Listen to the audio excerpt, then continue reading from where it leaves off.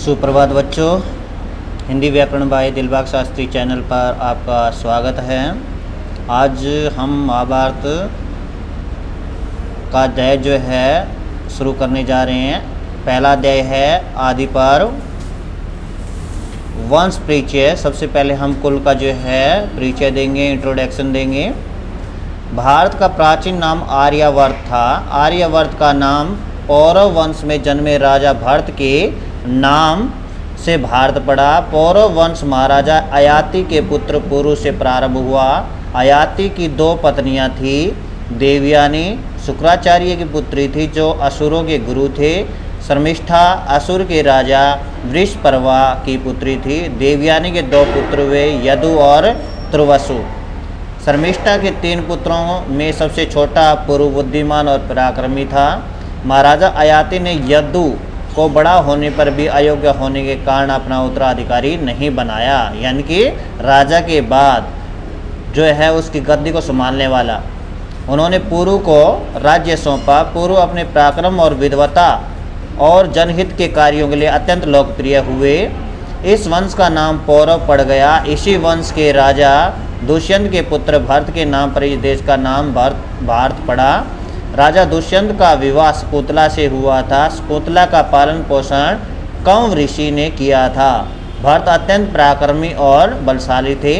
भारत के वंश में राजा हस्तिन हुए, जिनके वंश में कुरु नामक प्रसिद्ध राजा हुए। इनके नाम से यह वंश कौरव वंश कहलाया। महाराजा अयाति के बड़े पुत्र यदु के यादव वंश में अनेक प्रसिद्ध राजा हुए। इनमें प्रमुख थे राजा भोज, राजा वृषण आदि। इसी यादव वंश में श्री कृष्ण हुए। भीष्म का जन्म, यानी कि भीष्म पितामह, इनका पुराना नाम जो था यानी कि बचपन का नाम देवव्रत था। द्वापर युग के अंतिम चरण में राजा प्रतीप के पुत्र शांतनु हुए। शांतनु वीर, पराक्रमी और सुयोग्य राजा थे। उन्हें शिकार का बहुत शौक था। वे गंगा के किनारे शिकार करने जाते थे। वहाँ एक बार उनकी भेंट एक सुंदर युवती से हुई। उन्होंने उसके समक्ष विवाह यानी कि सामने विवाह का प्रस्ताव रखा, निमंत्रण रखा। उस युवती ने विवाह की स्वीकृति यानी कि आज्ञा से पूर्व यह शर्त रखी कि राजा उसकी किसी बात के लिए उसे नहीं रोकेंगे। यदि रोकेंगे तो वह उन्हें छोड़कर चली जाएगी। शांतनु ने उसकी शर्त स्वीकार कर ली। वह युवती महर्षि जहनु की पुत्री गंगा थी। गंगा के 7 पुत्र हुए। पुत्र उत्पन्न होते ही वह उसे गंगा में प्रवाहित कर आती थी। 7 पुत्रों का इस प्रकार अंत देखकर राजा उदास हो गए। 8वें यानी कि 8वां पुत्र पैदा हुआ।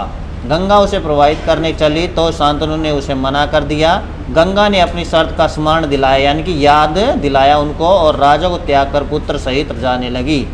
राजा ने उसे रोका तो उसने पुत्रों को प्रवाहित करने का कारण बताया।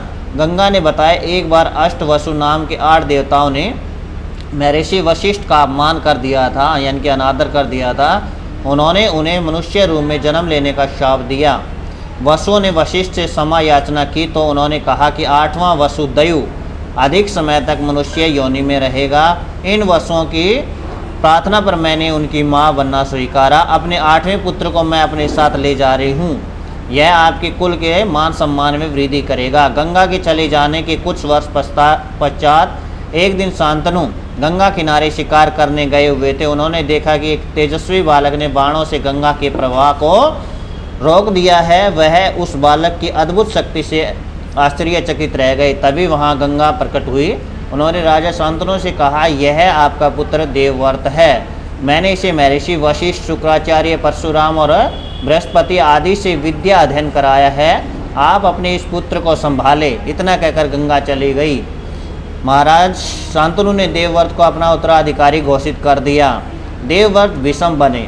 एक बार महाराजा शांतनु यमुना किनारे शिकार कर रहे थे। सहसा उन्हें तीव्र गंध आई यानी कि तेज गंध आई। सुगंध का पीछा करते करते वे एक अत्यंत रूपवती युवती तक पहुंच गए। उसके शरीर से सुगंध आ रही थी। वह युवती सत्यवती थी। उनका काम नाव चलाना था यानी कि खेवट का काम था उनका। राजा शांतनु ने उससे विवाह की इच्छा प्रकट की। सत्यवती के पिता ने शर्त रखी कि विवाह के बाद यानी कि पश्चात सत्यवती का पुत्र ही शांतनु का उत्तराधिकारी बनेगा। शांतनु ने शर्त स्वीकार नहीं की और वापस लौट आए। वे हर समय चिंता में डूबे रहते। एक और सत्यवती के प्रति उनका आकर्षण था, यानी कि लगाव था, दूसरी ओर राजधर्म का पालन। देवव्रत से पिता की चिंता का कारण छिपा नहीं रहा। वे सत्यवती के पिता के पास गए। उसने देवव्रत के सामने भी वही शर्त रखी। देवव्रत ने कहा, मैं राज्य पर अपने अधिकार का त्याग करता हूँ, आप महाराज से अपनी पुत्री का विवाह कर दे। इनका पुत्र ही हस्तिनापुर पर राज्य करेगा। सत्यवती का पिता चालाक था। उसने कहा, यदि आपके पुत्र ने राज्य पर अधिकार का दावा कर दिया तो मेरी पुत्री के पुत्र का क्या होगा। देवव्रत ने उसी समय प्रतिज्ञा की, यानी कि संकल्प लिया, मैं समस्त देवों को साक्षी बनाकर सौगंध खाता हूँ, यानी कि वचन लेता हूँ कि हस्तिनापुर पर आपकी पुत्री का पुत्र शासन करेगा। मैं आजीवन अविवाहित रहूँगा, मैं सदा राजा का सहायक रहूँगा। देवव्रत की यह भीषण प्रतिज्ञा सुनकर सभी दंग रह गए, यानी कि हैरान रह गए। ऐसी भीषण प्रतिज्ञा के कारण उनका नाम भीष्म पड़ गया। पुत्र की प्रतिज्ञा सुनकर शांतनु ने उन्हें इच्छा मृत्यु का वरदान दिया, अर्थात जब तक भीष्म नहीं चाहेंगे तब तक उनकी मृत्यु नहीं होगी। सत्यवती के पुत्रों का शासन। शांतनु की मृत्यु के पश्चात उनका बड़ा पुत्र चित्रांगद सिंहासन पर बैठा। गंधर्व के आक्रमण में चित्रांगद की मृत्यु हो गई। भीष्म ने सत्यवती के दूसरे पुत्र विचित्रवीर्य को सिंहासन पर बिठाया तथा स्वयं राजकाज में उसकी सहायता करने लगे। भीष्म विचित्रवीर्य के विवाह के लिए चिंतित थे। उन्हें काशी नरेश की 3 पुत्रियों अम्बा, अंबिका और अम्बालिका के स्वयंवर का निमंत्रण मिला। भीष्म विचित्रवीर्य के साथ स्वयंवर में गए। उन्हें आशंका हुई, यानी कि शक हुआ, संदेह हुआ, यदि राजकुमारियों को विचित्रवीर्य पसंद न आए तो अपमान होगा। इसलिए वे तीनों राजकुमारियों को बलपूर्वक उठा लाए। विचित्रवीर्य के विवाह की तैयारियां होने लगी। अम्बा ने भीष्म से कहा, मैंने स्वपति साल्वराज से विवाह का निर्णय किया है, वह भी मुझसे विवाह करना चाहते हैं, इसलिए मैं आपके भाई से विवाह नहीं कर सकती। भीष्म ने अम्बा को साल्वराज के पास जाने की अनुमति दे दी। विचित्रवीर्य का विवाह अंबिका और अम्बालिका से विधिपूर्वक हो गया। अम्बा साल्वराज के पास पहुंची और उससे विवाह करने के लिए कहा। साल्वराज ने अपहरण हो चुकी होने के कारण उससे विवाह करने से इनकार कर दिया। अम्बा का जीवन अंधकारमय हो गया। उसने अपनी स्थिति के लिए भीष्म को उत्तरदायी मानकर उनसे बदला लेने का संकल्प किया। उसने भीष्म के गुरु परशुराम से अपनी व्यथा सुनाई, यानी कि पीड़ा सुनाई, दर्द सुनाया। परशुराम ने भीष्म को अम्बा से विवाह करने के लिए कहा। भीष्म ने अपनी प्रतिज्ञा के विषय में बताया। परशुराम असफल लौट गए। तब अम्बा ने शिव को प्रसन्न करने के लिए घोर तप किया, यानी कि कठिन तप किया, तपस्या की। शिव ने उसकी तपस्या से प्रसन्न होकर उसकी इच्छा पूरी होने का वरदान दिया। अम्बा ने प्राण त्याग दिए। अगले जन्म में उसने महाराजा द्रुपद के यहाँ शिखंडनी बालिका के रूप में जन्म लिया। बाद में शिखंडनी एक दानव के वरदान से स्त्री से पुरुष बन गई। धृतराष्ट्र पांडु जन्म और विवाह के 8 वर्ष पश्चात विचित्रवीर्य की संतान मृत्यु हो गई। सत्यवती अपने पुत्र की मृत्यु से चिंतित हो गए। राज सिंहासन कौन संभालता। उसने ऋषि पराशर से जन्मे अपने पुत्र द्वैपायन वेदव्यास के विषय में भीष्म को बताया। वेदव्यास की सहायता से अंबिका ने धृतराष्ट्र और अम्बालिका ने पांडु को जन्म दिया। दासी ने विदुर को जन्म दिया। धृतराष्ट्र बड़े थे, वे जन्म से ही अंधे थे, इसलिए सिंहासन पर पांडु बैठे। विदुर का पालन पोषण राजकुमारों के समान ही हुआ था। वे धर्म और नीति पर चलने वाले, मर्यादित आचरण करने वाले विद्वान बने। भीष्म ने तीनों राजकुमारों के विवाह करने का निर्णय लिया। भीष्म ने गांधार नरेश सुबल की पुत्री गांधारी से धृतराष्ट्र का विवाह प्रस्ताव भेजा। गांधारी के भाई शकुनी ने हस्तिनापुर आकर अपनी बहन का विवाह धृतराष्ट्र से किया। पति के अंधा होने के कारण गांधारी ने भी अपनी आंखों पर पट्टी बांध ली। पांडु का विवाह राजा सूरसेन की पुत्री प्रीथा से हुआ। सूरसेन के फुफेरे भाई कुंती बहुत निसंतान थे। सूरसेन ने अपनी पहली संतान उसे देने का वचन दिया था। प्रीता का पालन पोषण कुंती भोज ने किया था, इसलिए वह कुंती के नाम से प्रसिद्ध हो गई। विवाह योग्य होने पर कुंती का स्वयंवर हुआ।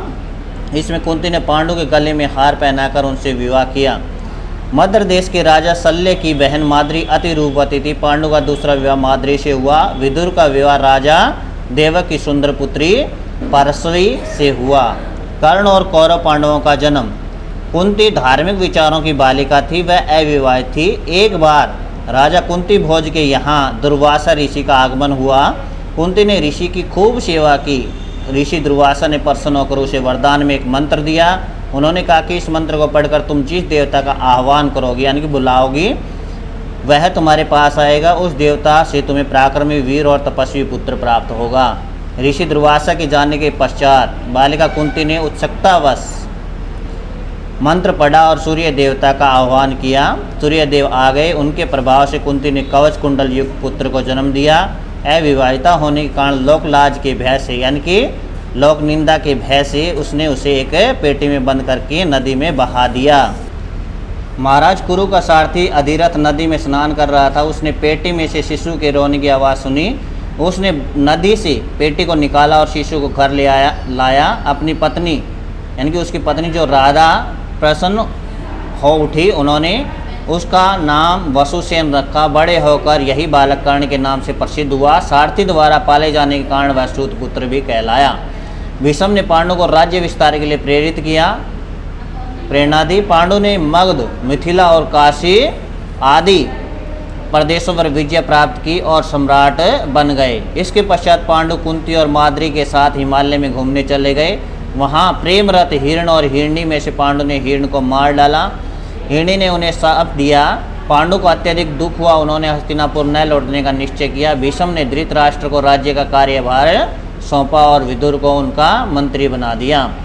वन में कुंती ने अपने पति पांडु के कहने पर ऋषि दुर्वासा द्वारा बताए मंत्र से धर्मराज, पवन देव और इंद्र का आह्वान किया। परिणामतः उसने युधिष्ठिर, भीम और अर्जुन को जन्म दिया। माद्री ने कुंती के मंत्र की सहायता से अश्विनी कुमारों का आह्वान किया। उसने नकुल और सहदेव को जन्म दिया। वन में ही पांडु की मृत्यु हो गई। माद्री ने भी पति के साथ प्राण त्याग दिए। गांधारी के 100 पुत्र और 13 पुत्रियां हुई। धृतराष्ट्र की दूसरी पत्नी ने भी पुत्र को जन्म दिया। उसका नाम युयुत्सु रखा गया। धृतराष्ट्र के पुत्र कौरव कहलाए और पांडु के पुत्र पांडव कहलाए।